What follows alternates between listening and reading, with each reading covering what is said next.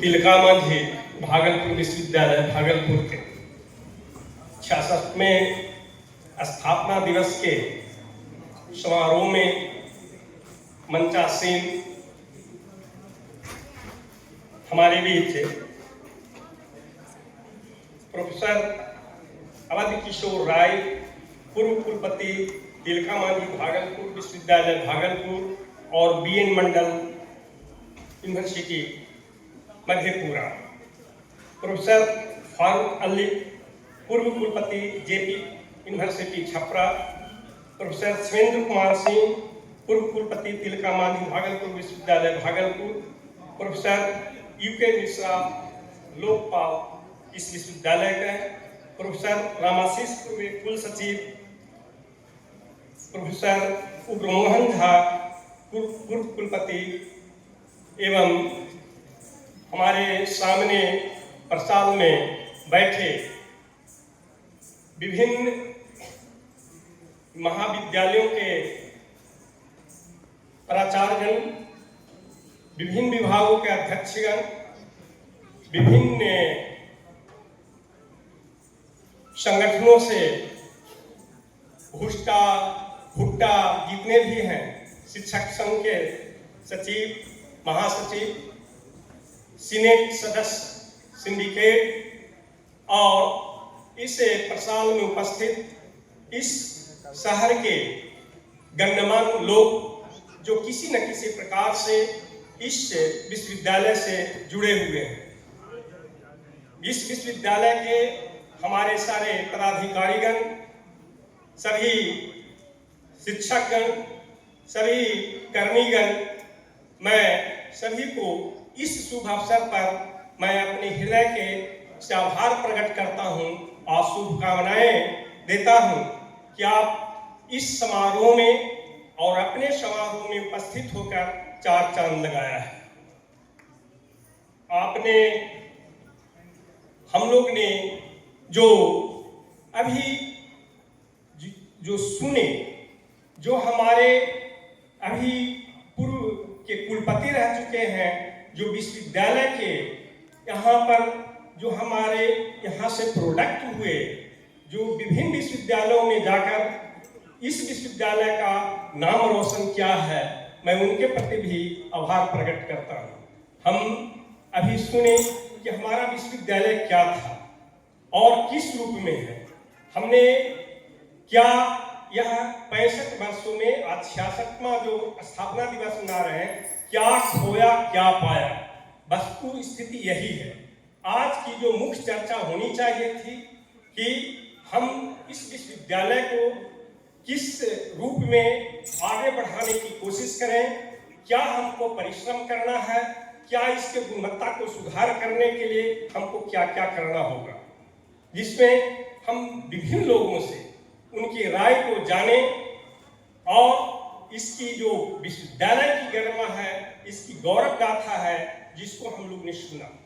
सचमुच में मुझे भी याद है जब मैं 90 में रिसर्च कर रहा था, यूआरएस के तहत स्कॉलरशिप मिलता था और वहां से एक टीम आई थी मगध यूनिवर्सिटी से, उस भ्रमण करने के लिए कि अन्य विश्वविद्यालयों में देखा जाए कि वहां का शोध किस प्रकार, उसकी उत्कृष्टता क्या है और किस प्रकार संपादित हो रहा है।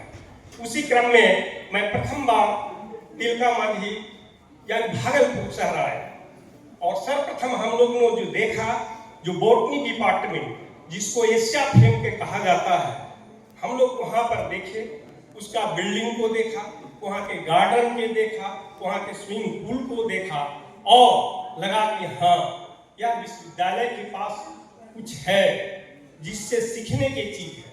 और हम लोग यहाँ से इसकी शिक्षा लेकर गए कि नहीं, किसी भी विश्वविद्यालय के रौनकता को, उत्कृष्टता को बढ़ाने के लिए हम लोग को क्या योगदान होना चाहिए, जिसमें अभी सर लोग ने भी बताया कि जब शोध है, जिस विश्वविद्यालय का शोध उत्कृष्ट रहता है, वह संसार भर में उसका नाम होता है।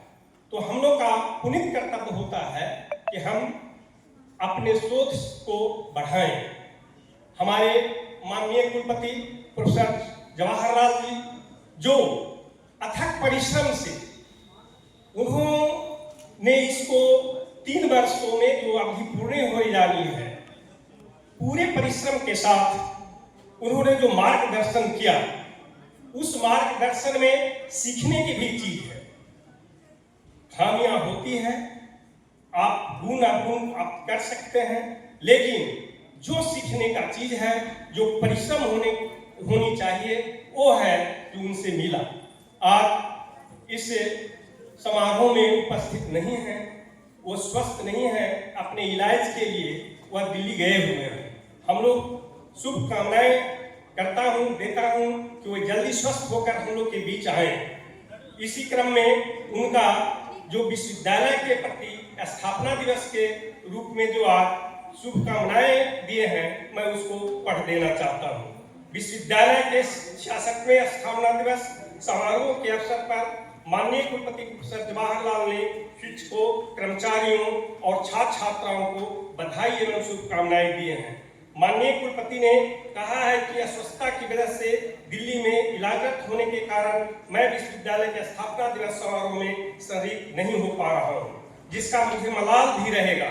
अपने संदेश में माननीय कुलपति ने कहा है कि टीएमयू का काफी गौरवशाली और स्वर्णिम इतिहास रहा है।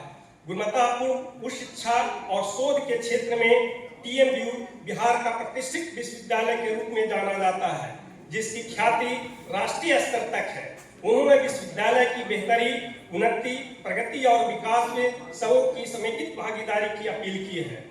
माननीय कुलपति ने कहा है कि टीएमयू के गौरवशाली अतीत, वर्तमान और बेहतर भविष्य को संभाल कर रखने में सभी मिलजुल कर टीम भावना और सामूहिक उत्तरदायित्व व जिम्मेवारी के साथ काम करें। विश्वविद्यालय के चतुर्दिक विकास में शिक्षकों, कर्मचारियों, छात्रों सबों की महत्वपूर्ण भूमिका है। यह उनकी है जो अपनी भावना है इस विश्वविद्यालय के प्रति जो प्रकट किए हैं।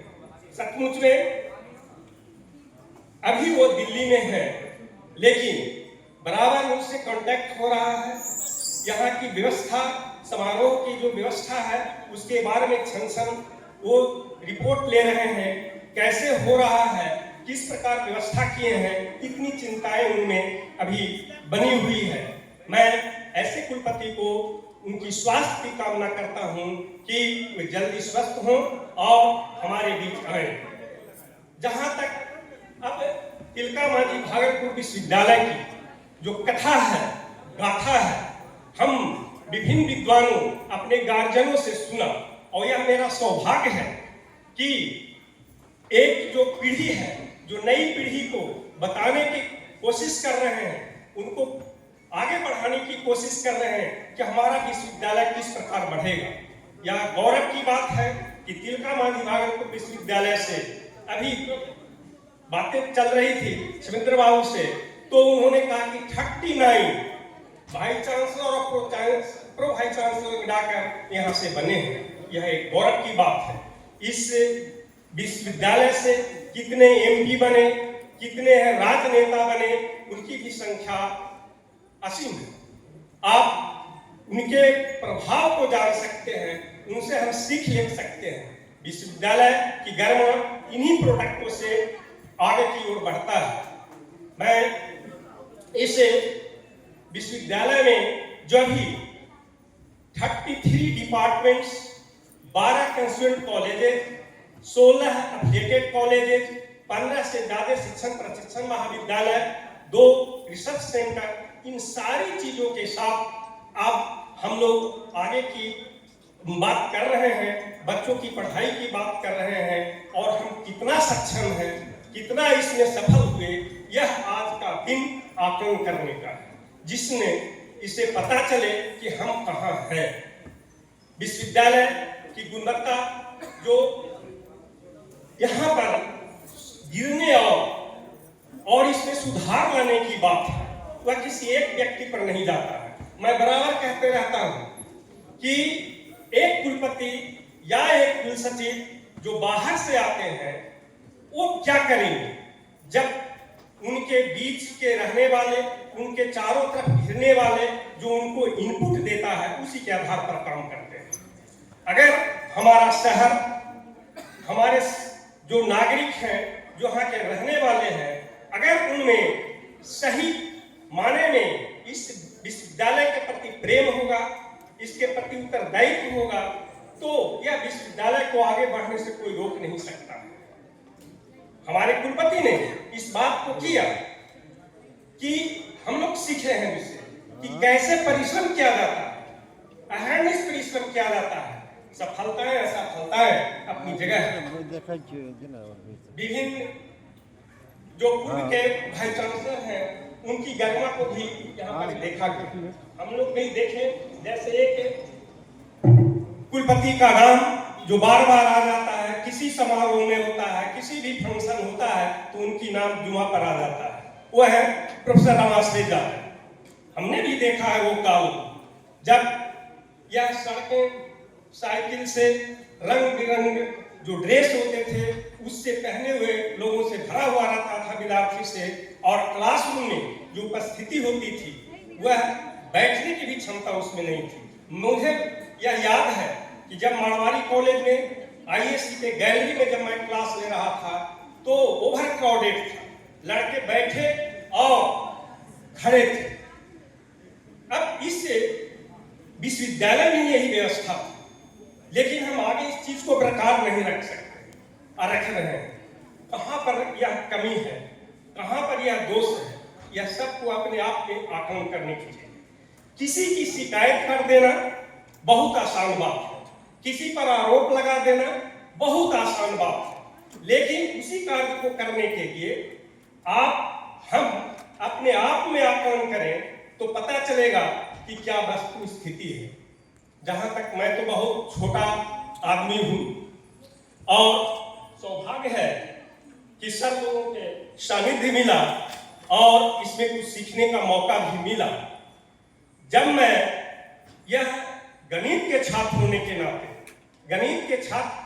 के नाते बहुत थोड़ा सा दायरा कम रहता है। हम लोग साहित्यिक ज्यादा प्रवंचना नहीं कर पाते हैं, नहीं बोल पाते हैं, लेकिन उसी में जो कैलकुलेट करते हैं। जब विश्वविद्यालय की सेवा में जब आया तो मैंने यहाँ देखा कि विद्यार्थियों को क्या दर्द है, लोगों के क्या दर्द है। अगर मैं दर्द करते ही रह जाता तो कोई प्रॉब्लम उसका सॉल्व नहीं हो सकता। हम प्रॉब्लम क्रिएटर्स नहीं बने और प्रॉब्लम सॉल्वर्स बने।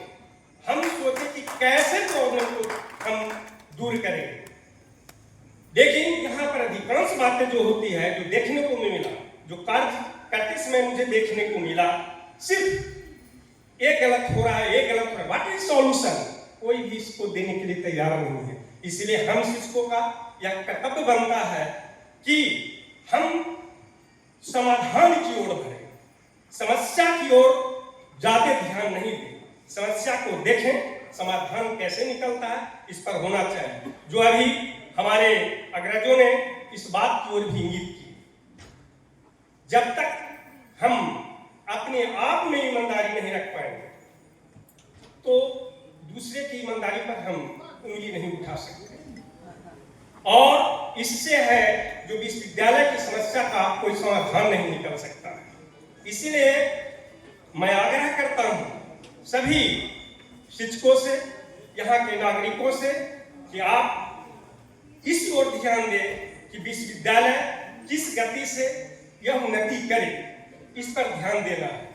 विश्वविद्यालय में कुछ कार्य हुए हैं, जैसे अभी समाज से ही जब आई बात, जैसे खेतान साहब का नाम आ रहा है।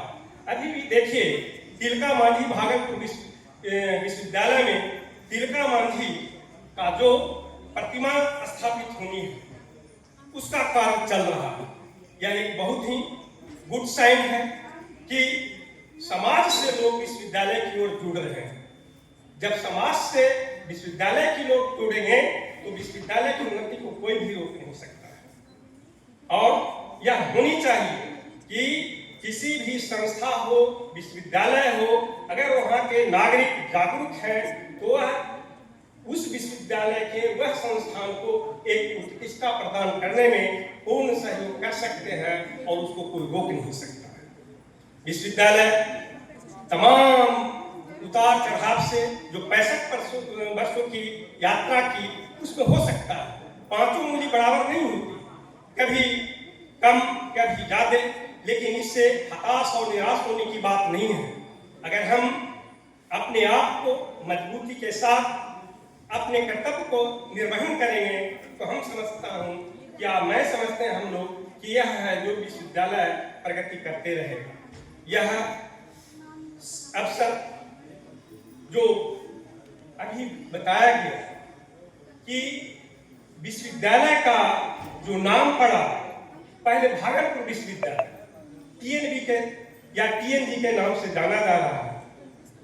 अपने 30-31 वर्षों के यात्रा काल में अपना नाम बदलता है और इसका नाम तिलका मांझी भागलपुर विश्वविद्यालय हो जाता है।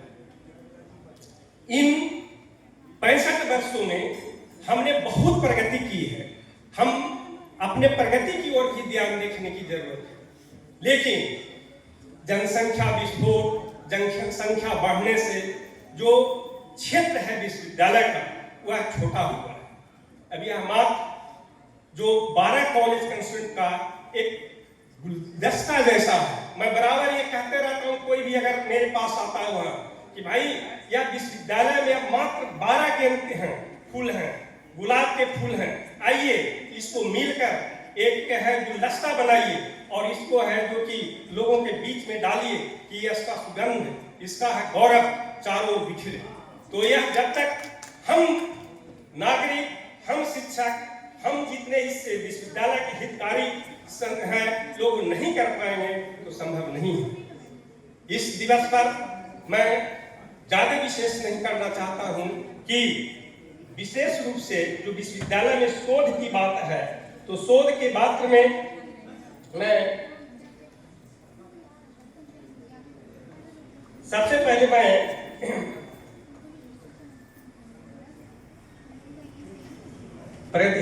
इसका से जो विश्वविद्यालय 65 वर्ष में जो यात्रा की और जो हम इसमें पाए, उसका से किसी एक व्यक्ति का नहीं जाता है।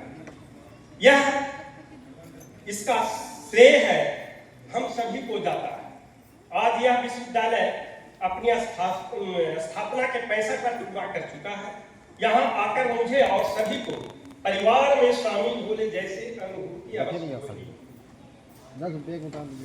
शिक्षा, शोध, सेवा, साहित्य, संस्कृति एवं संस्कार निर्माण के विकास हेतु दान वितरण की पावन धरती कवि रविंद्र की काव्य भूमि प्राचीन विक्रम विश्वविद्यालय की महिमा से उद्भासित तथा भारतीय स्वतंत्रता संग्राम के अग्रदूतों ने नाम से नामी अमर शहीद तिलका मांझी के नाम से विभूषित तिलका मांझी भागलपुर विश्वविद्यालय की स्थापना भी एक रोचक कहानी जो हम आज पेपर में भी देखे और बात आई है कि आज हम जिस विश्वविद्यालय के अध्ययन, अध्यापन और प्रशासन के हिस्सा है, वह देश के प्रथम राष्ट्रपति डॉक्टर राजेंद्र प्रसाद की पोती शारदा सहाय जी के वैवाहिक अवसर पर उपहार स्वरूप मिला था।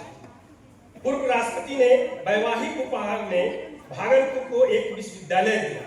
शारदा जी का बचपन राष्ट्रपति निवास में ही गुजरा था और तत्कालीन भागलपुर विश्वविद्यालय में पॉलिटिकल साइंस की छात्रा थी। इस प्रकार 12 जुलाई 1960 को भागलपुर विश्वविद्यालय की स्थापना हुई और जस्टिस ब्रह्मदेव प्रसाद जमुआर भागलपुर विश्वविद्यालय के प्रथम कुलपति बने और तेश्वर बाबू को भागलपुर विश्वविद्यालय का प्रेरक खजांची बनाया गया। करीब 30 और 31 वर्षों की यात्रा के बाद भागलपुर विश्वविद्यालय का नाम अमर शहीद तिलका मांझी भागलपुर विश्वविद्यालय भागलपुर किया गया और तब से यह अपना विश्वविद्यालय तिलका मांझी भागलपुर विश्वविद्यालय से विभूषित है।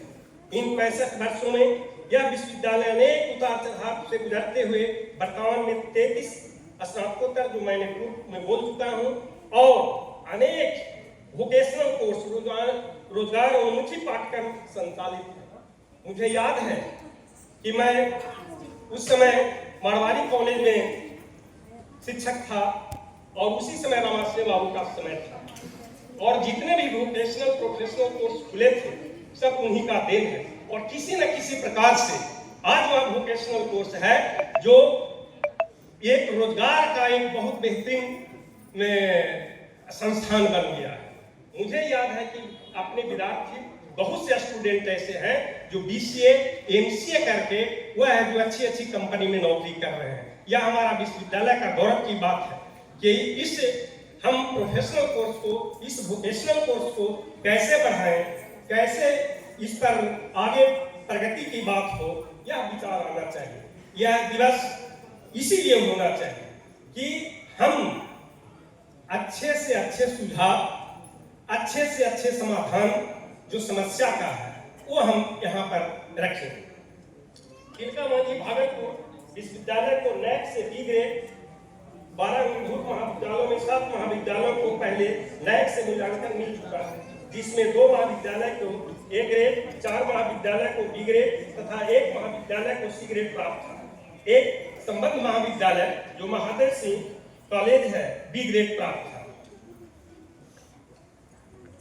सभी महाविद्यालयों में अगले चक्र का NAAC मूल्यांकन करने की प्रारंभ की जा चुकी है तथा सभी महाविद्यालय द्वारा SSR जमा भी किया जा रहा है।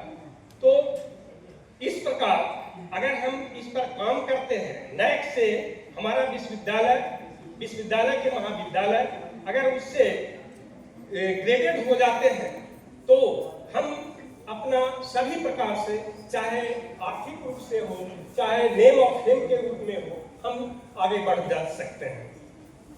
हम जानते हैं कि शिक्षा और शोध कार्यों के आधार पर ही शिक्षण संस्थाओं में विश्वविद्यालय का सर्वोच्च क्रम तय होता है। एक शिक्षण संस्थान अपने विद्यार्थियों में शिक्षा एवं संस्कारों की पौधा तैयार करने वाली नर्सरी की तरह होता है और यह ज्ञान सभी पौधा का एक विशाल वृक्ष बन जाता है। तो विश्वविद्यालय शोध कार्यों के द्वारा इस ज्ञान का प्रकाश संपूर्ण विश्व तक फैलाने का कार्य करता है।